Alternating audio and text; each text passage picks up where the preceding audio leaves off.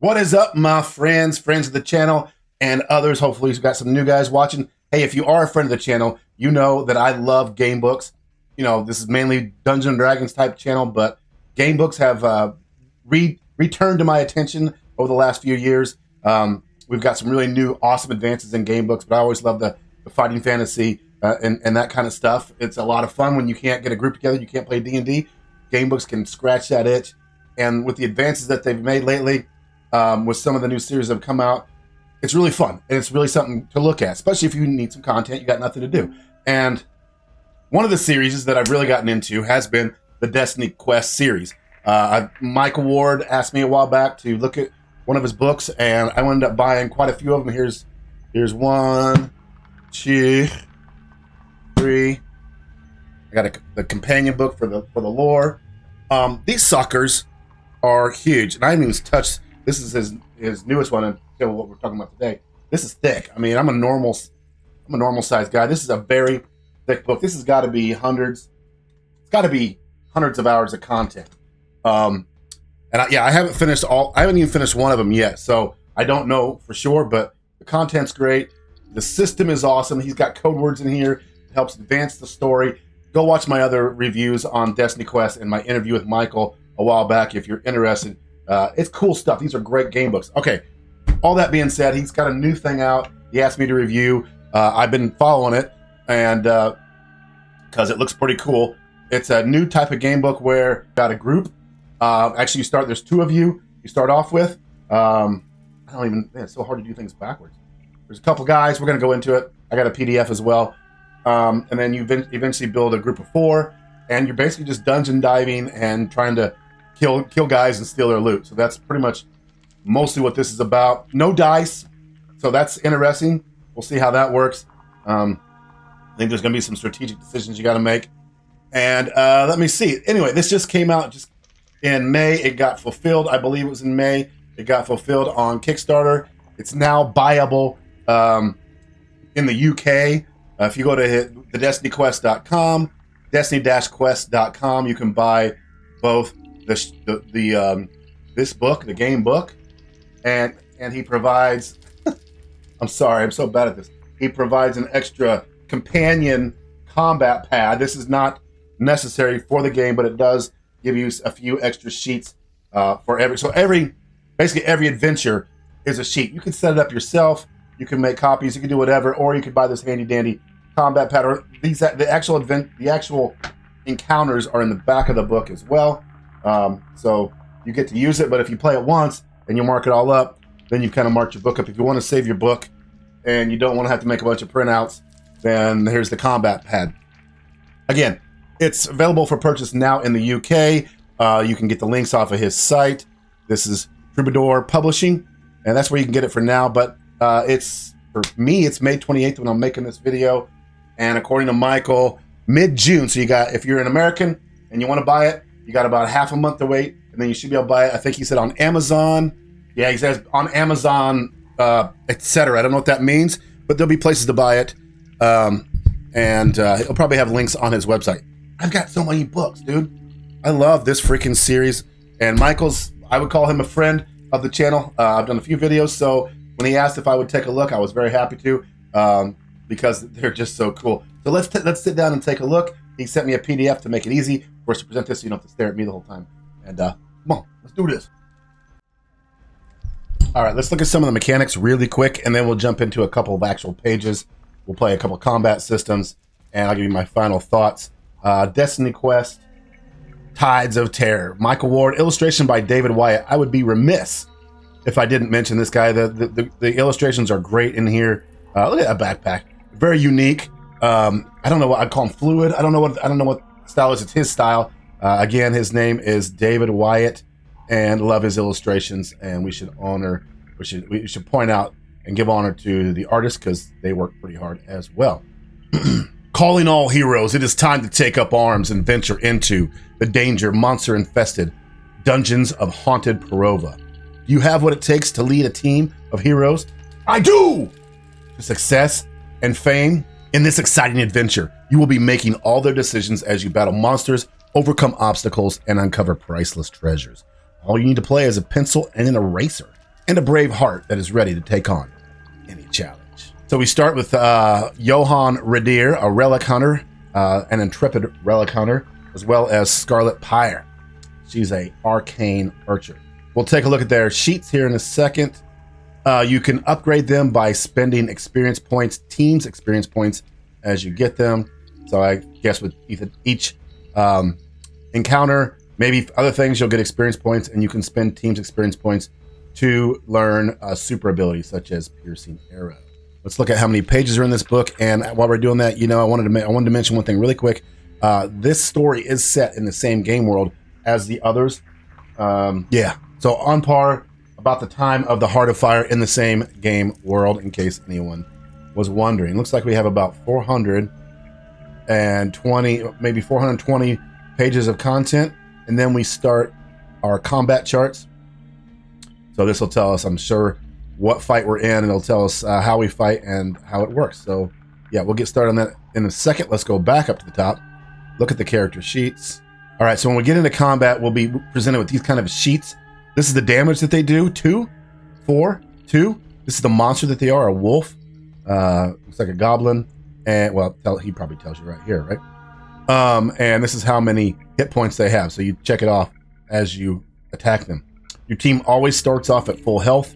Your starting team has 30 health. That will increase as we recruit further heroes. Makes sense. All right, so to start off, heroes always attack. This is where we get to do damage. We choose each of our heroes in turn, and in any order you like, and pick one ability for them to use. This will cause damage and allow you to cross out monster boxes. You can select any monster group to target based on the ability's description. For example, we're attacking the goblin. We use Johann Radier's slashing ability. Slashing blade ability does 2 damage. Mark it off. You can always use your basic ability, although a hero does not have to attack if you don't want them to for some reason. If a hero has trained up one of their super abilities, you can use the super ability instead of the basic ability. But unlike basic abilities, each super ability can only be used once per combat. All right, then it's the monster's turn. Any monster groups that still have health, empty boxes, get to strike your heroes. They do damage to your team equal to the number shown in the triangle. So Johann and Scarlet attacked the goblins first instead of the bat, and all they could do is 3. So now all these guys get a turn. So 4, 6, 8. Piece of cake. Did 8 damage. Now our 30 is reduced to 22. We took a lot of damage. We probably should have attacked the bat first, got it done. So that we only took 6 damage instead of 8. I'm assuming that's part of some of the strategy there. All right, if we get to 0, we've been defeated. You can use life gems or other items that will let you heal back to full health and start combat again. We'll be there in a second. Once all the monster groups are crossed out, then the monsters are defeated and your team is victorious. Yep, or we just keep going until one of us dies. All right, so some monsters have symbols and powers that will activate at certain times. We're going to learn how that works. Not good. Death is not the end. If your team is losing a combat or is defeated, do not give up hope. Your heroes have a number of life gems they can use, shown on the team sheet. If you have a life gem available, then you can spend it to do one of 2 things. A life gem can be a mega heal, gives us 10 health back to our whole team. All right, if we died, we can use a life gem to bring us all back to full health, but that means all the monsters are back to full health, and you have to try again. All right, we can never have more than 5 life gems. We start with 3. Okay, there's these 2-row system thing. Only the first rank of monsters can strike back. So this rank can hit me, they can't. Once this guy's all gone, this guy steps up in his place. So I'm guessing you can only attack the front row as well, the adventurers, but maybe if we've got an archer who should be able to attack anybody, we'll see. All right, we got a backpack item and treasures. Some are backpack items and can be recorded in the backpack section. You can carry 2 backpack items per available hero. Due to limited backpack space, you have to make some difficult decisions. Thanks a lot. All right, once you use your items, you got to get rid of them. All right, there's also treasures that count towards a special achievement. So we'll learn about that in a little bit. All right, cool changes, cool stuff. Looks like there's some sort of achievement system that you can unlock as you go on. That sounds pretty awesome. These rewards can be unlocked by achieving certain objectives. The clue is in the title. Please bear in mind it will be impossible to complete all achievements on one playthrough, but this is where things get rather interesting. If you begin a new adventure, your team starts over from scratch with no backpack or treasure. However, your achievement progress remains and carries over from one playthrough to the next. That's fun. So any progress you have made on any of your other games, that means you can keep playing for achievements over and over again. I like that. All right, so here's our character sheet. Here's Johann. Here's my backpack. It looks like I can buy these 2 strikes eventually, and there is Scarlet. She can buy those two. It'll probably tell us here. Here's our other two that we don't have. Here's our life gems. We have 3. Relic Hunter. Here's the slashing blade. There's the super deal. 4 or 5 experience. Okay, so here's my question about rank 1, rank 1, rank 1. All right, perfect.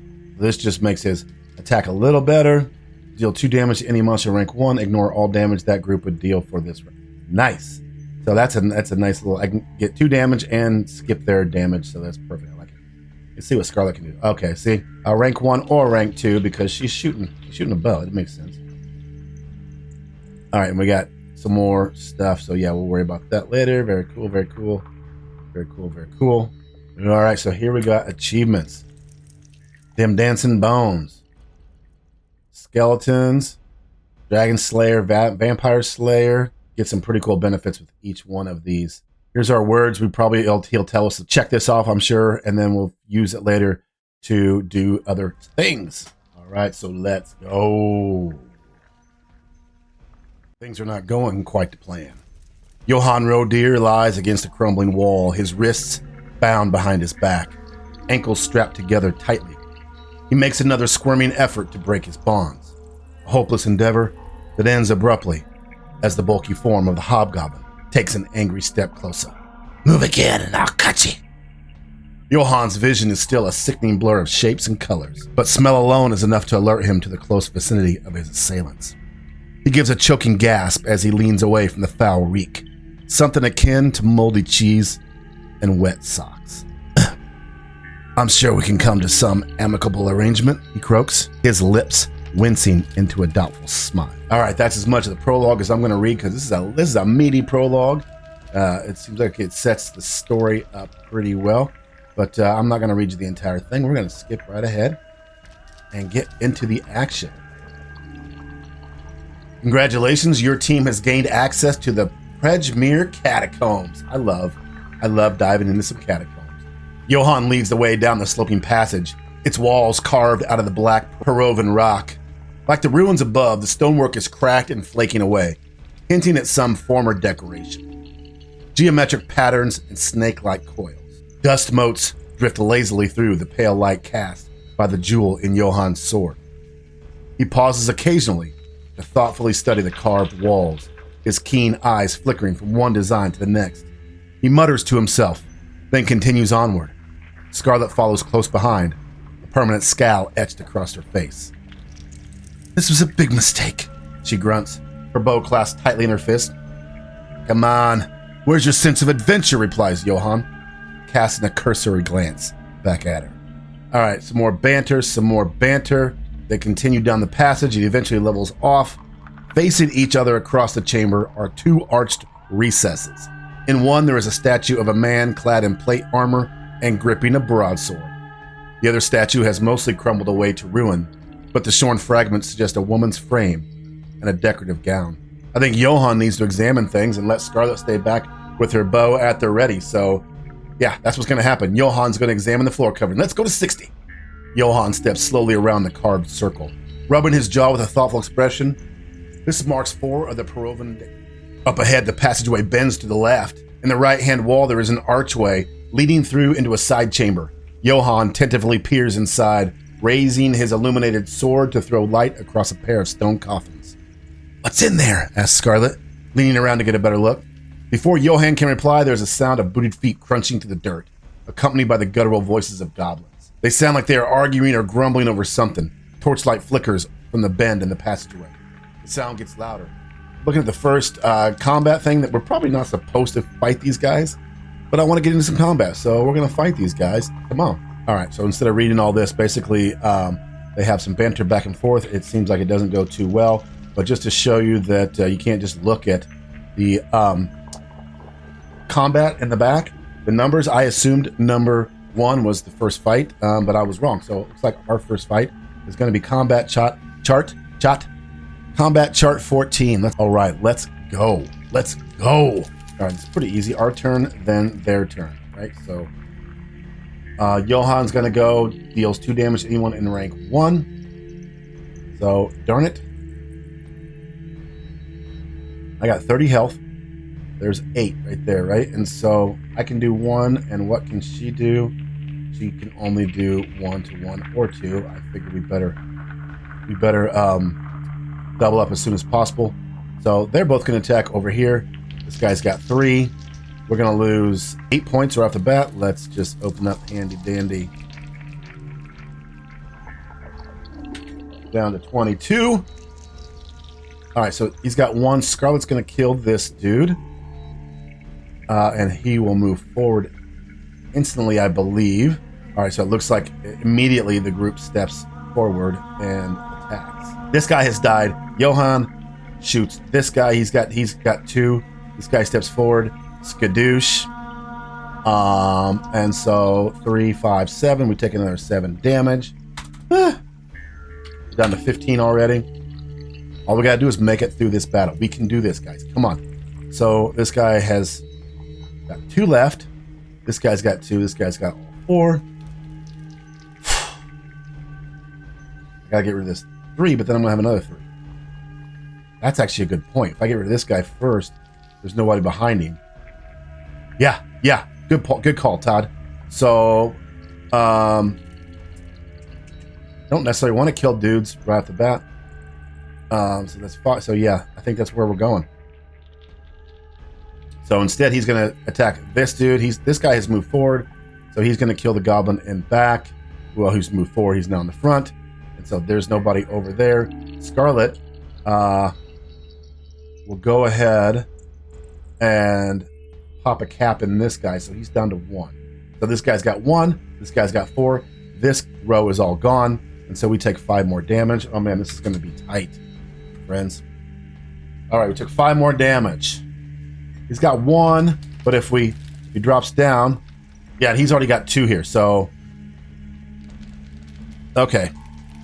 So he's going to spend his 2 here, kill this dude. She's going to spend her 1 here, kill this dude. We're going to have 1 more guy, and as he drops down, he does 3 more damage. We're down to 7, and now we kill him. Boom. We got down to 7 damage, but we killed him, and we get to move to 109. Phew! Let's see what happens. What do we get? The goblins lie in a tumble of bodies, black blood spattered against the stonework. Johan picks his way over to the hobgoblin, who has his back to a wall, his chest heaving with ragged breaths.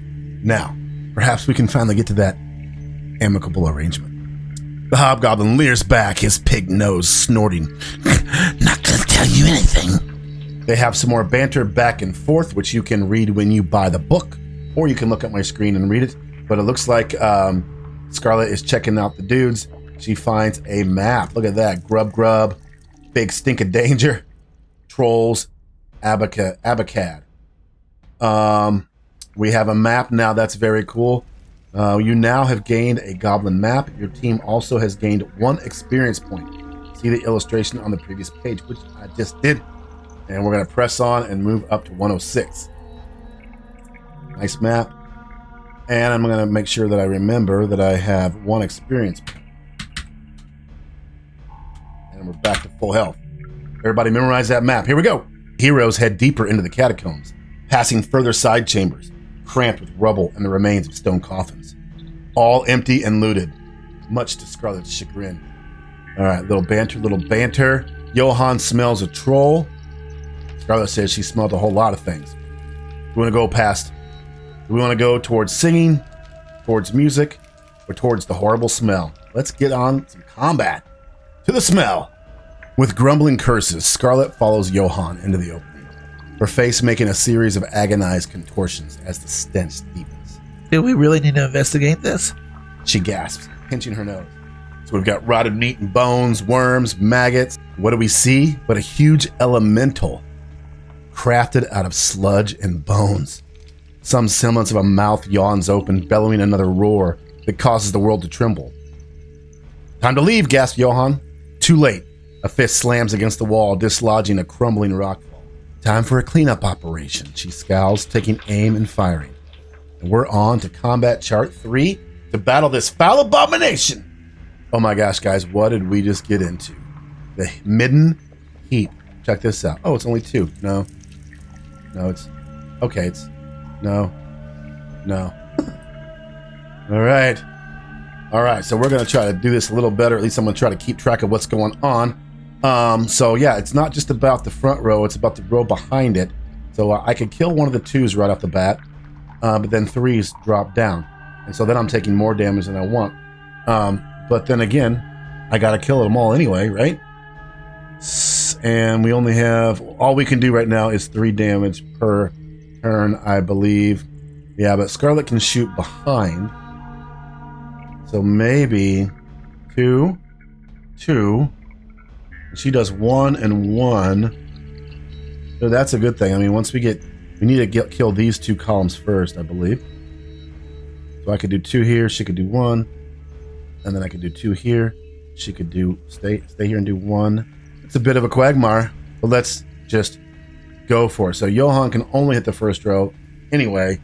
So we're just going to do the obvious. We're just going to take everybody out. So we're going to kill this part of the sludge, which means that this 3 drops out. So let's just make this. All right, and I just killed this front guy, which means the back guy drops down. So we're going to take 8 damage. So we're down to 22. But I can now kill this 3 that's dropped down in this turn. And so, boom, we're good. And now we're only taking 5 damage. So that's wonderful. So many cool decisions to make here, guys. I'm going to do the same thing. I'm going to take this guy out, which means the 3 drops down, which means... what am I doing? Which means I have a 3 and a 3. I don't have anything over here, so I take 6 damage. I'm down to 11. But I'm able to take this guy out. Perfect. And there's nobody to drop down beneath him. So I take 3 damage. Down to 8. Oh, this is going to be close. So I can only do... So I'm going to hit him. But he's still got a point left. And so I lose... Oh, no. Hit him again. Okay, so Scarlet's going to take him out. So the 3's gone. This dude's going to drop down. I'm going to hit him with 2. So now we're down to the 1. It has 2 hit points left. And I took 1 damage, so I'm down to 4.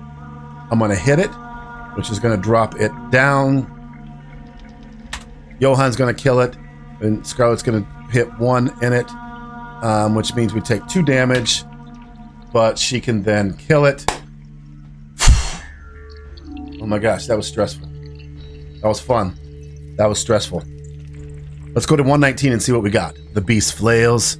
Bad things happen. Looks like they're still going to die when all of a sudden its body is blown apart. Awesome. Without going into all the details, I can tell you that we have just gained a bone inscribed with power of elemental spirits. So that's going in the backpack. We've gained 1 more experience point. Johan's got the bone wand of air. All right, very cool. So we don't really know what the bone wand of air does, but I'm sure it will come up again if we have it. We'll be able to do some cool stuff with it. And that's about as much as I'm going to show you guys tonight. This is just the beginning of the book. If I know Michael, which I kind of do from his previous books, he's got a lot of twists and turns.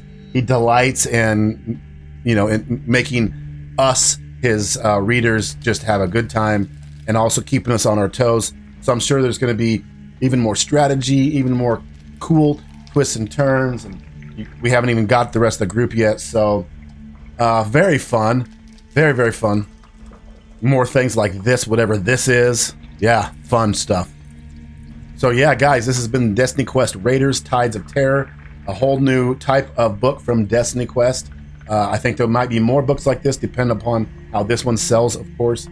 But I really enjoyed it. I only got started, and I didn't read through all the details for you guys. I wanted to leave that for you. I don't want to ruin too much, but I did want to go through a couple battles and show you how the rules work. And we just barely scratched the surface. So I hope you'll give it a try. Go to destiny-quest.com. And you can buy all of this stuff. And again, for $20 or whatever it is, you're getting a giant, enormous amount of content and good adventurous fun. So I hope you give it a chance, and I hope I was able to at least show you what it's all about. And I want to thank Michael again for letting me take a look, sending me the book and the pad. And I'll be seeing you guys soon. On the flip side, I'm going to continue my 1981 D&D campaign inside the Lost City. So I'll be ready for that. Be ready for some more videos. Hit the bell so you get notified, and see y'all later.